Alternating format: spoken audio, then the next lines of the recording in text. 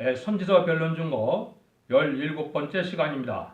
오늘은 아모스서 2장을 통하여 하나님이 벌을 돌이킬 수 없는 죄에 대해서 변론해 보도록 하겠습니다. 하나님께서는 특별히 예언의 말씀을 멸시하는 것을 하나님이 용서치 못할 죄라는 것을 변론하고 있습니다. 본장은 하나님께서 진노의 날에 가장 미워하는 죄가 무엇이냐 이것을 변론해서 가르쳤는데요. 1절부터 보시도록 하겠습니다. 하나님께서 가라사대 모압의 서너 가지 죄로 인하여 내가 그 벌을 돌이키지 아니하리니 이는 자기 에돔왕의 뼈를 불살라 회를 만들었음이니라. 내가 모압에 불을 보내리니 그리고 궁궐을 살리라. 모압이 요란함과 애침과 납발소리 중에서 죽을 것이라. 내가 그 중에서 재판장을 멸하여 왕백들을 저와 함께 죽이리라. 이는 여호와의 말씀이니라. 하나님께서는 죄 중에서도 불쌍히 여기는 죄가 있고 하나님은 미워하는 죄도 있습니다. 죄 중에서 여기서도 뭘 강조합니까? 아주 잔인한 죄다 이거죠. 이 잔인한 죄는 용서할 수 없다는 그런 죄가 되겠습니다. 이걸 역사적으로도 보면 아주 잔인한 죄가 있었죠. 그거는 공산당과 천주교에 의해서 많은 기독교가 박해를 받아왔는데 하나님이 그걸 미워하는 죄고 아주 잔인한 죄입니다. 이런 것들이 많이 진행됐음을 알 수가 있는데요. 요즘에도 보면 특정 종교를 여기는 것이 아니고 많은 악한 무리들이 결국 어떤 종교를 지금 가지고 있는 사람들이 많습니까? 이게 지금 천주교가 지금 많습니다. 지금 좌파 공산당을 용납하고 공산당을 좋아하고 거짓말을 많이 하는 지금 막 악한 지도자들 중에는 이 천주교인이 지금 많습니다. 이건 마귀의 지배를 받는 것을 뜻했거든요. 이런 죄들은 용서받지 못할 죄들을 얘기한 겁니다.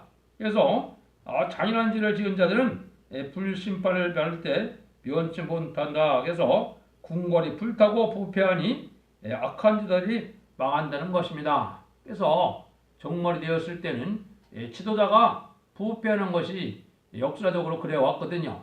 항상 나라가 망할 때는 지도자들이 부패하죠.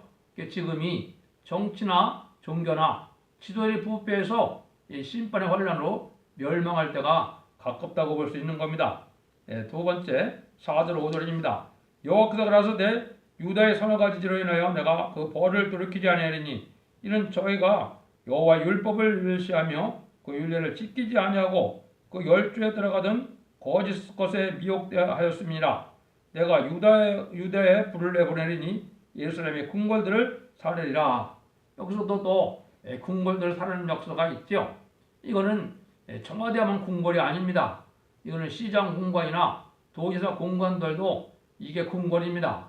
그래서 이러한 것들이 이 환란 때다 불사른다 이 말이죠. 근데 여기서는 뭐를 지금 지적합니까? 여기서 보면 여호와의 율법을 멸시한다 그랬죠. 율례를 지키지 아니한다. 율법은 하나님의 법을 뜻한 겁니다. 이 시대에는 율법이지만 지금은 법을 뜻했기 때문에 하나님의 말씀은 시대마다 법을 세워서 그 법을 따라서 심판해 갖고 온 것이 이게 하나님의 역사적인 시대적인 방법입니다.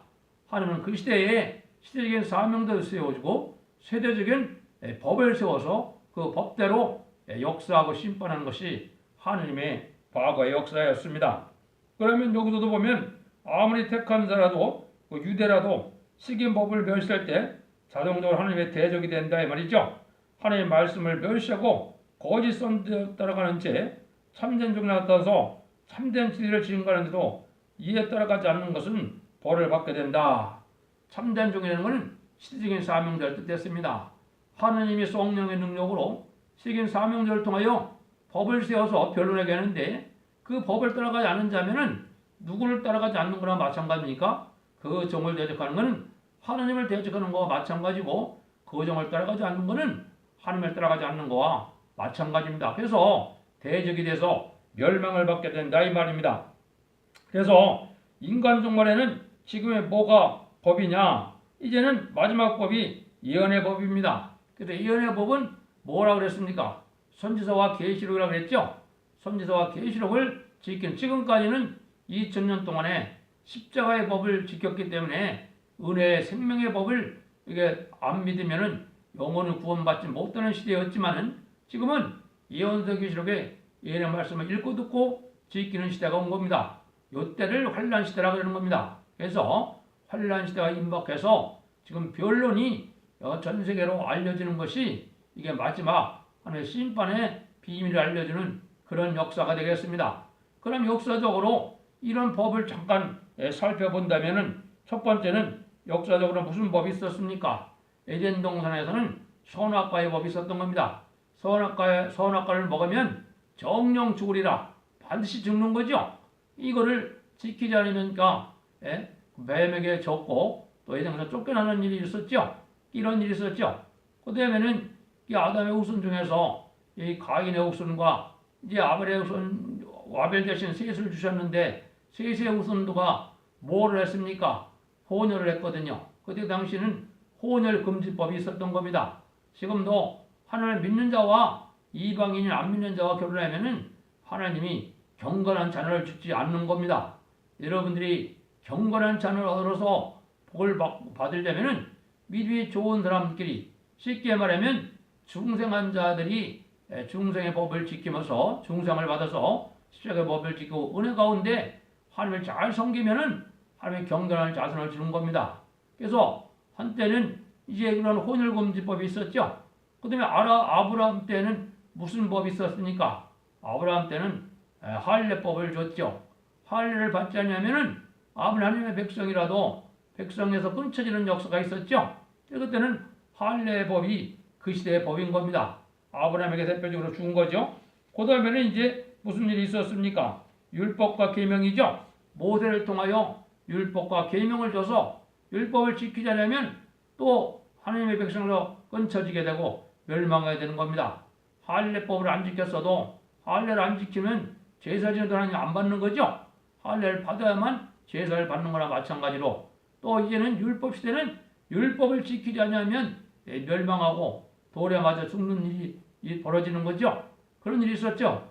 그 다음에는 이제 예수님이 십자가에 들어가심으로 십자가의 법이 있었던 거죠.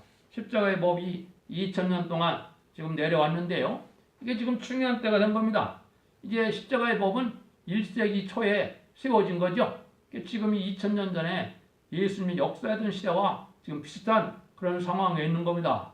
21세기에 들어와서 21세기부터 뭐가 또 생기는 겁니까? 환란을 앞두고 예언의 법을 지키는 시대가 도래하고 있는 겁니다. 지금은 예언의 법을 지켜야만 복을 받게 되는데 이거는 요원권 시대가 아닙니다. 심판의 환란 저항이 오면은 이제 성경에는 마지막 합리대라 그랬죠. 저 전삼년에 들어가기 시작하면은 이제 예언의 법을 지키지 않으면 환란에 살아남을 수 없는 때가 온 겁니다. 이 법을 우리가 잘 지켜야만 복을 되고 죄가 무엇인지를 잘 알 수가 있는 겁니다. 그래서 이 시대적인 법은 예언서 계시록을 몰라도 되는 것이 아니고 반드시 알고 지켜나가는 것이 지금 중요한 겁니다. 그래서 환란 시대 예언의 법으로 바뀌는 시대에 여러분들이 살고 있는 겁니다. 그래서 이때는 심판 환란이기 때문에 아까도 말한 것처럼 궁들이 불타고 세상 왕들이 다 망한다의 말이죠. 이런 시절이 다시 지금 도래하고 있는 겁니다. 여러분들이 각성받아야 될 때가 지금인 것입니다. 6절입니다. 여호와께서 가라사대 이스라엘의 서너 가지 죄로 인하여 내가 그 벌을 들키지 아니하리니 이는 저희가 은을 받고 의인을 팔며 신한 결례를 받고 궁핍한 자를 팔며 이랬죠. 여기는 또 뭐가 죄입니까? 물건을 가지고 의로운 사람을 팔기도 하고 사기도 하는 이런 것이 죄라는 거죠. 그 이제 알파적인 역사에서도 바리새인들은 누구를 팔았습니까? 바리새인들이 그리스도를 이제 유다에게 파는 역사가 있었죠. 그 다음에는 또 예수님이 십자가에 돌아가시고 난 다음에는 무슨 일이 벌어졌습니까? 바리새인들을 또 매수했죠. 제사장들이 어떻게 매수했습니까?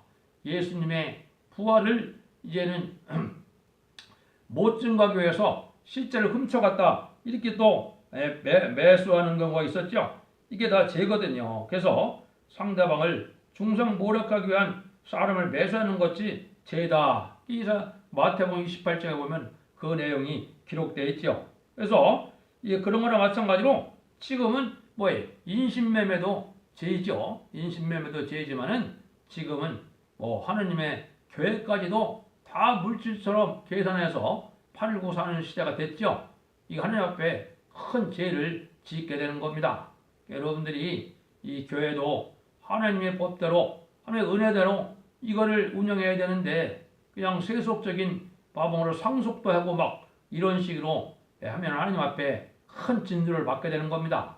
여기도 보니까 쌀을 팔고 이거 팔고 하는 것이 이게 하나님 용서할 죄가 아니라는 겁니다. 여러분들도 신앙적으로 바로 그거를 바로 깨달을 때가 온 겁니다. 그 다음에 7절 8절입니다.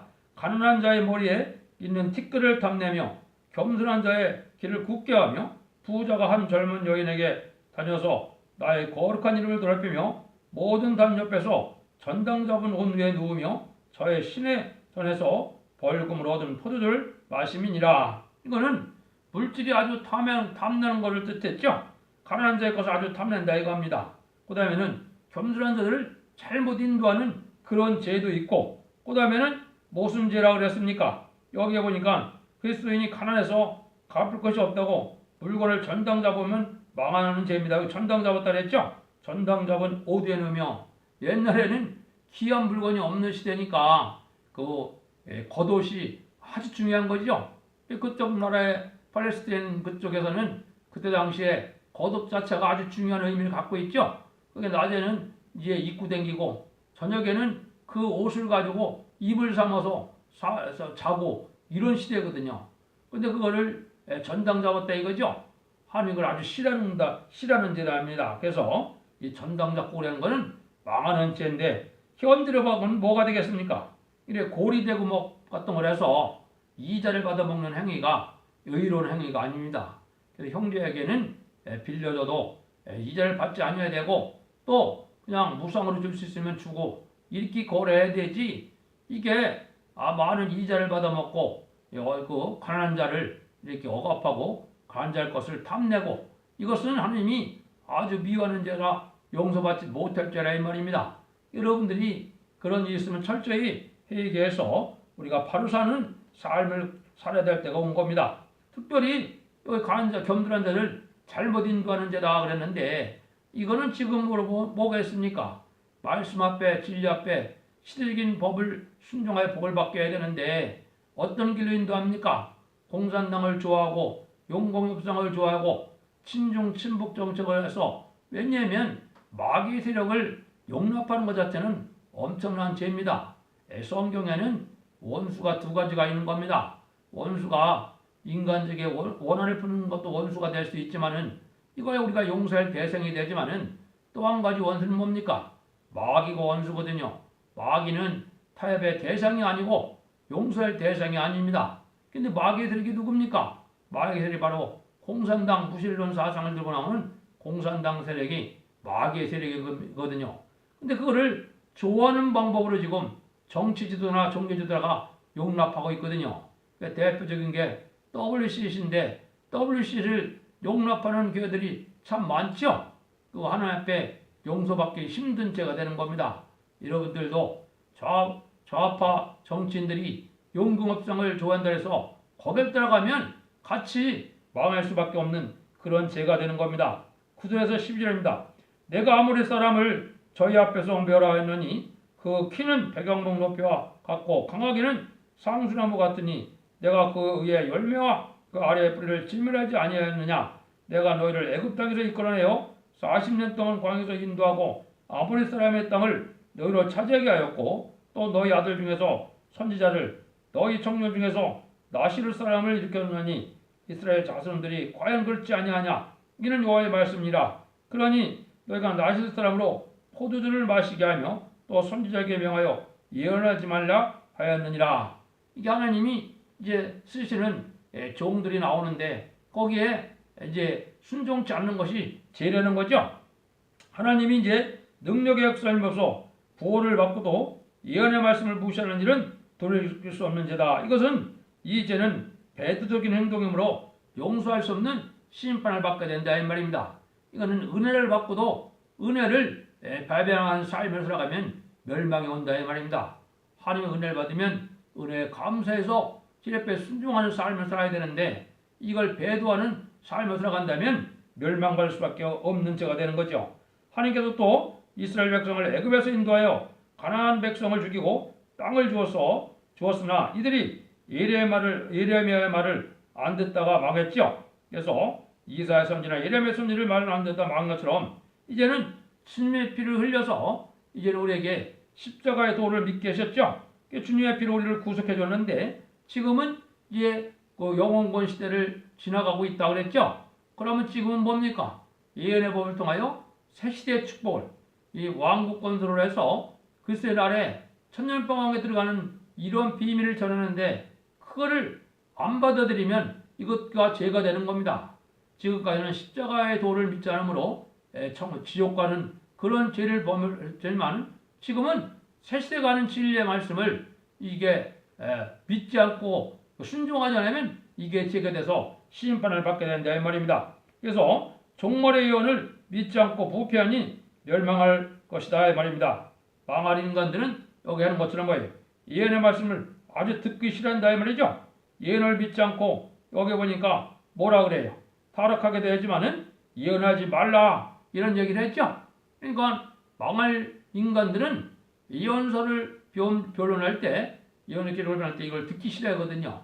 그 가슴에 성령이 감화감동이 와서 성령에 순종하는 자들은 이 말씀을 깨달아서 어이할 내가 부족을 느껴서 하나님 앞에 회개하면서 순종하고자 하는 마음이 생기는데 그렇지 않은 자들은 약한 영이 자기를 지배하고 있기 때문에 망한다는데 좋아할 사람이 있겠습니까? 그래서 예언의 말씀을 듣기 싫어서 예언들을 듣기 싫어하는 사람들은 이게 망할 징조가 되는 겁니다. 13절에서 16절입니다. 곡식단을 가득 계시는 수레가 흙을 누른 같이 내가 너희 자리에 너희를 누르니 다른 박질하는 자도 도망할 수 없으며 강한 자도 자기 힘을 낼 수 없으며 용사도 피할 수 없으며 활을 가진 자도 설 수 없으며 발이 빠른 자도 피할 수 없으며 말 타는 자도 피할 수 없고 용사 중에 굳센 자는 그날에 벌거벗고야 도망하리라. 이는 여호와의 말씀이니라. 이것은 피할 수 없는 환란이 온다 이 말이죠. 지금까지의 전쟁은 심판의 환란은 아니었기 때문에 그저 도망도 가고 피할 수도 있었지만은 지금은 하나님의 심판의 환란 지향이기 때문에 피할 수 없다는 겁니다. 여기에 뭐라 그럽니까? 무거운 짐을 실은 수레바퀴로 누르는 것 같다 그랬죠. 이거는 옛날에 곡식 터는 방법 중에 하나죠. 그래서 수레바퀴를 돌리는 그럴 때 곡식이 안 털리고 백이겠습니까? 그러나 마찬가지로 그 환란을 피할 수 없다 이 말이죠. 환란과 재앙이 올 때 피할 수 없이 다 망하게 된다 이 말입니다. 여기는 남을 학살하는 죄, 말씀을 멸시하고 거짓 선지를 따라가는 죄, 돈 가지고 사람을 사고판 죄, 가난한 사람에게 이자 받고 전당 잡은 죄, 능력 역사로 새로운 나라를 일으켜 주겠다 하는데 말씀을 순종치 않는다 죄 다 망하고 죽을 죄라는 겁니다. 이것은 심판의 따름들인 이 예언의 말씀을 지키지 않는 걸 뜻했거든요. 그래서 예언의 말씀을 읽고 듣고 지키는 자가 복이 있다는 것처럼 예언서는 이제 잘 믿고 순종해야 되는데 예언서를 바로 가르치지도 못할 뿐더러 순종하지도 않고 듣기도 싫어한다 이 말입니다. 그래서 심판이 기준이 되는 이런 말씀의 쓰기 바로 이 다림질인데 이것은 사상 양심이 이제 잘못된 자들은 이제 고범죄가 돼서 고의적으로 하나님 앞에 죄를 짓게 되는 일이 벌어지는 거죠. 그래서 죄를 짓고자 하는 용기를 갖게 되는 것도 이게 마귀의 감화거든요. 그래서 우리가 사상 양심이 바로 옥합도한 자는 진리의 말씀을 전할 때 순종하고자 하는 마음이 생기고 은혜를 받은 사람들은 온유하고 겸손하고 부드러운 마음으로 진리 앞에 순종하고자 하는 마음이 생기지만은 이게 순종치 않고 악한 마음을 가지고 양심이 바로 되지 못한 자는 성적 강박해지고 완악해지고 남을 용서할지 모르고 온유하고 겸손하고 부드럽지 못함으로 망하게 된다 이 말입니다. 그래서 이것은 말씀을 잘 순종해야만 복을 받게 된 걸 얘기했는데 오늘은 아모스 2장을 통하여 하느님께서 하나님의 대적의 죄가 돼서 멸망받을 죄가 무엇이냐 이거를 변론했습니다. 여러분들도 이 진리의 말씀을 잘 분별해요. 순종함으로 인간 종말에 하나님이 구원의 복을 주길 원하셔서 세시의 복을 주시기도 하고 세세 왕권의 축복을 주는 재림들을 영접할 수 있는 변화성도가 되는 방법을 여러분들이 믿고 순종하고 신앙 준비를 하여 재림이들을 맞이하는 영광된 자리에 다 들어가기를 예수님으로 간절히 축원드립니다. 감사합니다.